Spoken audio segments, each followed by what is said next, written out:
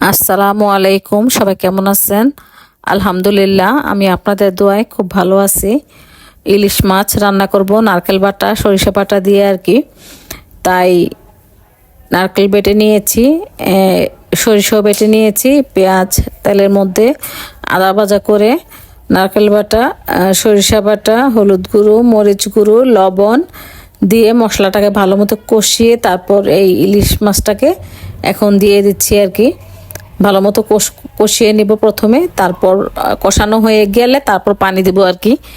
তো আগে মাছটাকে কষিয়ে নিতে হবে ভালো করে, যাতে মাছের মধ্যে মশলাগুলো ঢুকে ঠিকভাবে। ইলিশ মাছ রান্না করতে তেমন মশলা লাগে না, আর যেভাবেই রান্না করা হোক না কেন ইলিশ মাছ খেতে কিন্তু মজাই লাগে। তো আজ আমি একটু নারকেল বাটা দিয়ে রান্না করছি, একটু আলাদা করে, যাতে একটু খেতে ভালো লাগে। মাঝে মধ্যে একটু ডিফারেন্ট রান্না করলে কিন্তু খেতে ভালোই লাগে।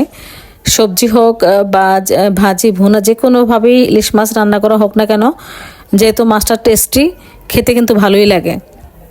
উল্টিয়ে পাল্টিয়ে দিচ্ছি ভালো করে, যাতে দুই সাইড ভালো মতো হয়ে যায় এবং মশলা যাতে মাছের মধ্যে ঢুকে। তাই মোটামুটি কষানো হয়ে এসেছে। আমি একটু পরে গরম পানি দিয়ে দেব মাছে। এই যে প্রায় হয়ে এসেছে কষানো। এই যে একটু গরম পানি দিয়ে দিয়েছি সিদ্ধ হওয়ার জন্য ভালো মতো।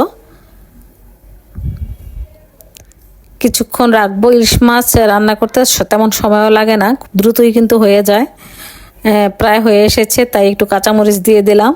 কাঁচামরিচের ফ্লেভারটা কিন্তু মোটামুটি ভালোই লাগে। এই যে প্রায় হয়ে এসেছে, এখন চুলা বন্ধ করে দিয়েছি আমি, এখন নামিয়ে নিব আর কি।